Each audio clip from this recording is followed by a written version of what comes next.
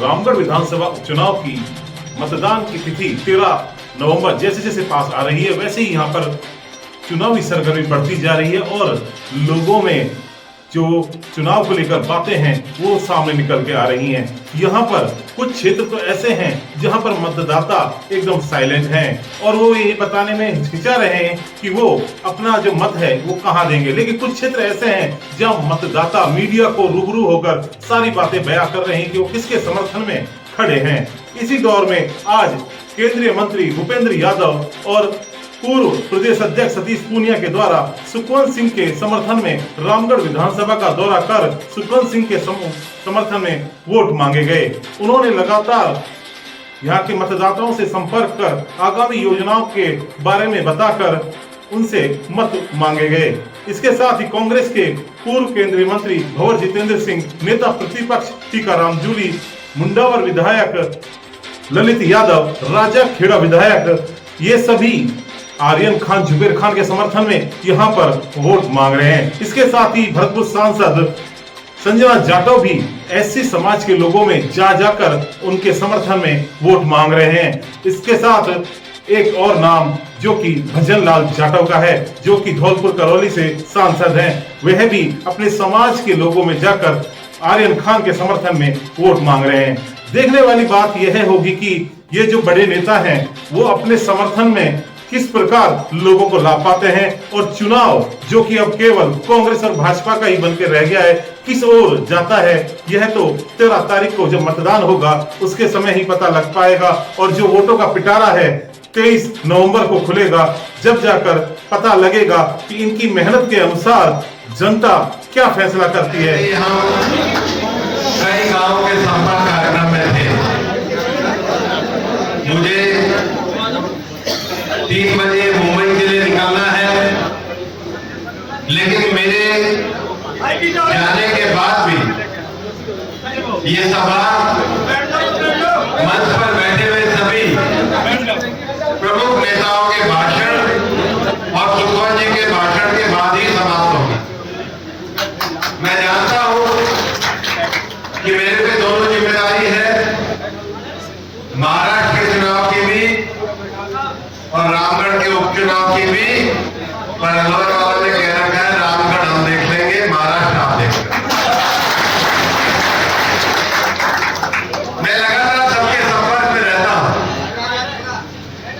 हम देख रहे हैं लोगों का समर्थन, लोगों का विश्वास आज भारतीय जनता पार्टी के साथ है।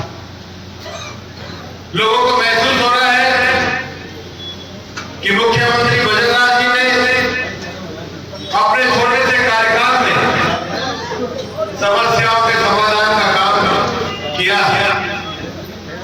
सुबह से जितने गांव में हम गए थे, कोई ऐसा काम नहीं था जिसमें पिछले 4 महीने में सुखवंत जी और जय जी ने मुझे कहा हो और काम ना हुआ हो।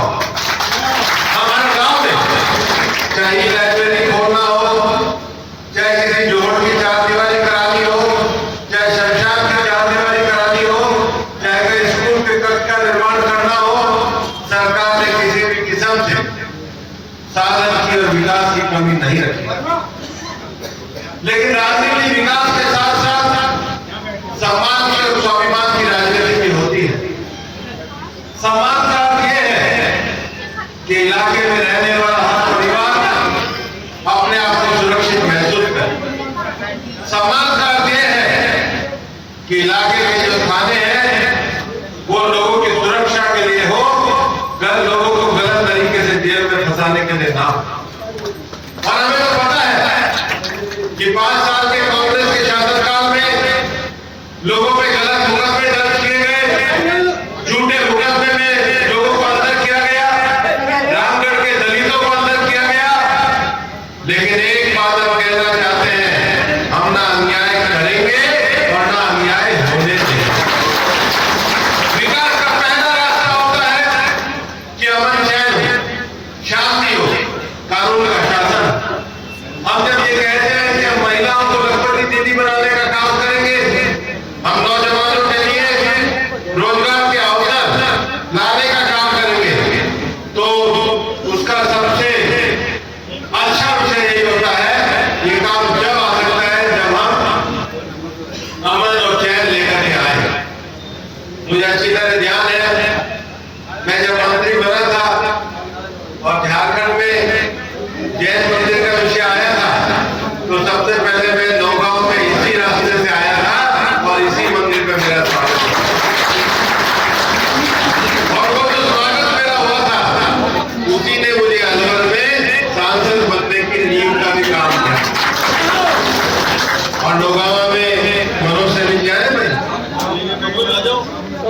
मनोज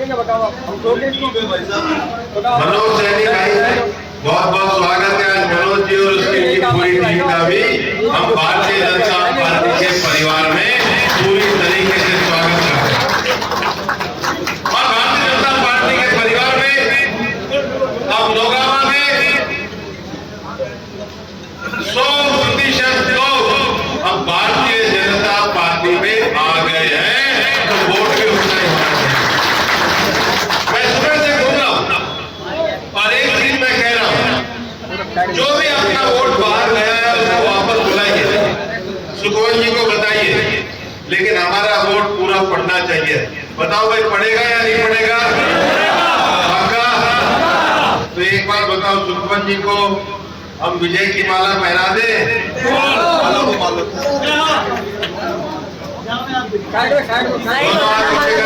देखिए, जो कुल मिलाकर शुरुआती जो चर्चाएं हैं उसमें उम्मीदवारों के तौर पर भारतीय जनता पार्टी ने बढ़त बनाई है। योग्य और जीतने के सक्षम उम्मीदवार पार्टी ने तय किए हैं। पार्टी का संगठन हम लोग बहुत अरसे से हम लोगों ने नीचे तक इन 7 ही विधानसभाओं में जमीनी तौर पर संगठन को तैयार किया है।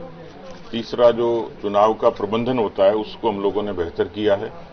रणनीति के तौर पर मुझे लगता है कि पार्टी ने एक अच्छी रणनीति इख्तियार की है और इस लिहाज से पार्टी के नेता जिस अभियान में जुटे हैं, एक सक्षम कैंपेन पार्टी ने इन उपचुनाव में खड़ा किया। इसलिए रामगढ़ हो, चाहे झुंझुनू हो, चाहे खींवसर हो, देवली उनियारा हो, मुझे पूरा भरोसा, मैं फिगर तो नहीं बता सकता, लेकिन इन उपचुनाव में अधिकांश सीटों पर भारतीय जनता पार्टी जीत दर्ज करेगी।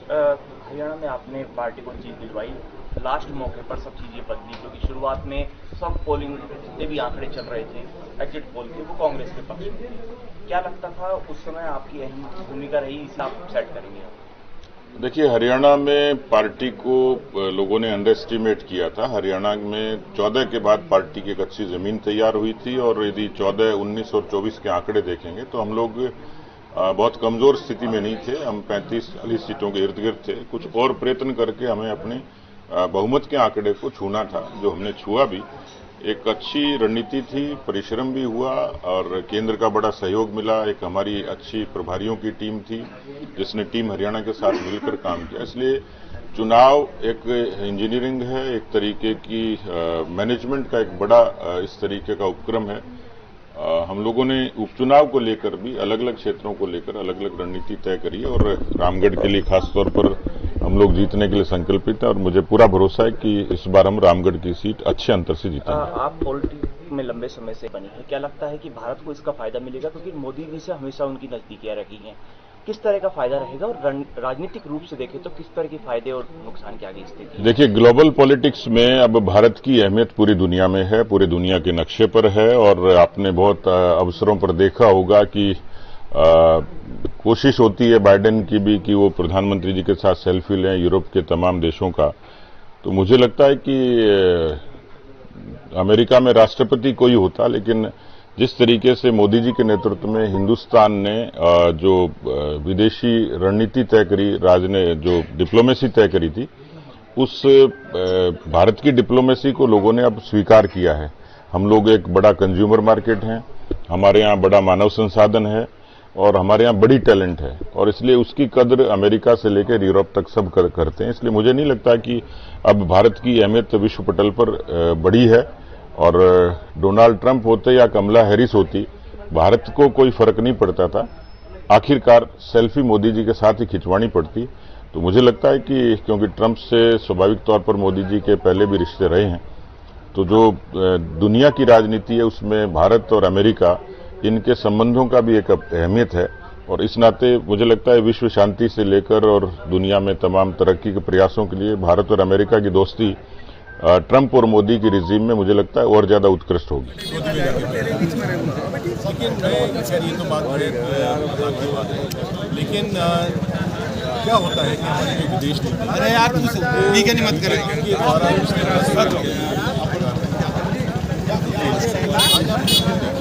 नेपाल हमारा सबसे सहयोगी देश है,